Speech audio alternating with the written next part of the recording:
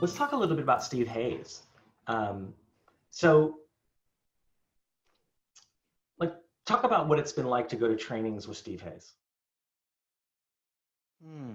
I continue to be inspired by Steve Hayes. I see him as like you said, he's a co-founder or originator of acceptance and commitment therapy. I consider him to be a leader in ACBS, but also in the broader field of psychology in general. So I'm blown away by this intellectual side of him. And yet, when he's face to face with someone in a real play, in a one-on-one setting, he can also at the same time be really human and humble and present. And so I just admire how he can move between these two roles. And I also appreciate how he continues to expand the footprint of acceptance and commitment therapy and build bridges with not just in the field of psychology, but also with other scientific disciplines, and then bringing in information and concepts from these other disciplines into the ACT model to enrich it. And so I think that's what has kind of struck me the most in attending his workshops. I think my first experience with Steve was at a boot camp, I think back in 2012. And then I've attended three or four other workshops since then. And each time he just continues to evolve. Like he's always integrating new information and new ways of using ACT clinically, but also now even pro-socially, like expanding that beyond the clinical footprint onto organizations. And so I think there's a lot of value in that he continues to bring, to the model. Yeah, I think the thing that really inspires me about Steve is the way he's always um, building bridges across different disciplines.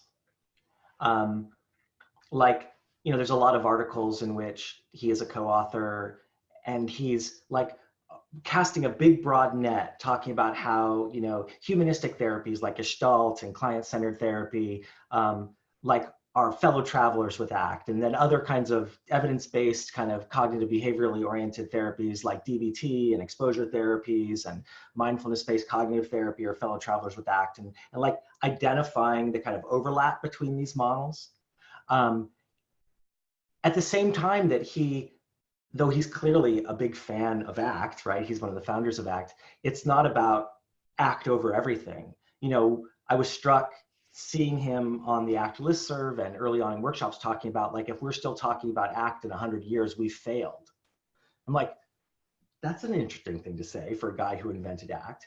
And what that's based on is that he's far more interested in the progression of science and the idea that we can identify core processes that are um, part and parcel of psychopathology and human suffering, and core processes that are about like alleviating suffering, right? And so that's where he's moved into in the last 5 or 6 years, into what he's saying, calling process-based CBT with Stephen Hoffman, but also talking about eventually we'll just call it process-based therapy, right? What are the core active ingredients that institute behavior change in people's lives across any therapy, whatever you call the model? And so, honestly, when people say, well, you're an ACT therapist, right? I'm like, it's too confining now. You know what I mean? Like, I'm a therapist who thinks functionally. I'm a therapist who thinks about core processes of change. I'm a therapist who draws from many models to make these, to help instantiate these core processes of change in the work with my clients. But like, it feels too confining to be called an ACT therapist. And I'm inspired to say that by the guy who co-founded ACT, you know? Um, and so I love that piece. I also love that the community that Steve has helped to develop, it's not just Steve, right? But he's the guy who is like leading the charge. The community, the Association for Contextual Behavioral Science community, is so open warm, and supportive. Um, that I've gotten basically a second graduate school training just by hanging out in this community, like by being on the listserv and asking questions where like people like Steve and other people who like, in another context might not give me the time of day, right? If they weren't in this community that sort of pulls for be generous, be help, like clinicians and researchers work together, there's this value that's explicitly stated. So like, I remember early on, like asking a question, and then people who would answer my questions were like the people who were authoring all the books I was reading. Or, I was really curious early on about, ACT and OCD. And so like, oh, well, the OCD protocols are right there available for free for anyone to look at. And I think that explains why ACT has like proliferated, going from something like 10 to 15 randomized controlled trials when I got into this world to like over 300 of them now published, because it's so open source. The idea is like, we're not going to create this cool thing and then circle the wagons around it. We're going to create this cool thing and put it up for the world to work with. And then, suddenly there are people conducting randomized controlled trials on ACT who Steve Hayes has never met. I think that's so cool. And that like a guy who's just a practitioner like me, just a really enthusiastic practitioner could like end up, co-authoring books and leading trainings and having an impact on this community, because people were just like, hey, you look enthusiastic and kind of talented, let's bring you along and help you kind of grow in this world. I think it's just been so amazing, and I feel really really fortunate to have walked into this community. Same here, man. Same here. So fortunate, like, and I continue to feel so grateful for being a part of this community. And I too have really felt and benefited from the support from fellow trainers and the researchers in the community. It's interesting because I think about the stack of books that I have at home that I really want to read. And yet I remind myself I'm learning every day just by being a part of the community and on the listserv. Like, I learned so much from our colleagues, and I feel really blessed to be a part of the community. And I think, an Act One training or workshop is a nice entry point, into that community. Absolutely. Absolutely. And I always hope that, if someone comes to a workshop with me, that inspires them to do more, to not just go to more workshops, because, I don't have an investment in that, but like be part of the ACVS community and help to grow and disseminate ACT, as well as other evidence-based models that kind of fit with ACT.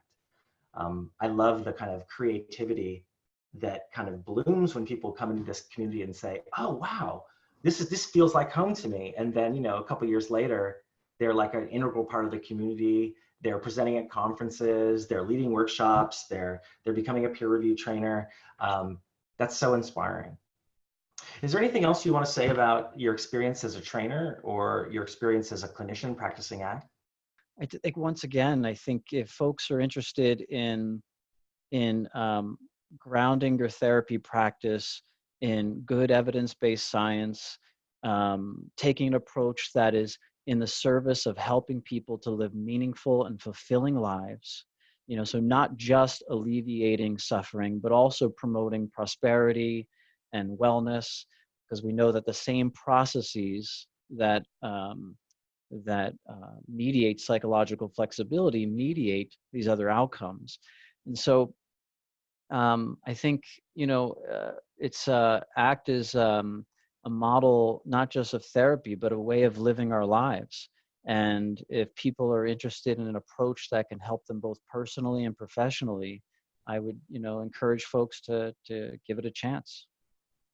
I think that's well said. Thanks, Lou. I really appreciate the conversation tonight. It's been fun talking with you. Yeah, you too, Matt. Thank you.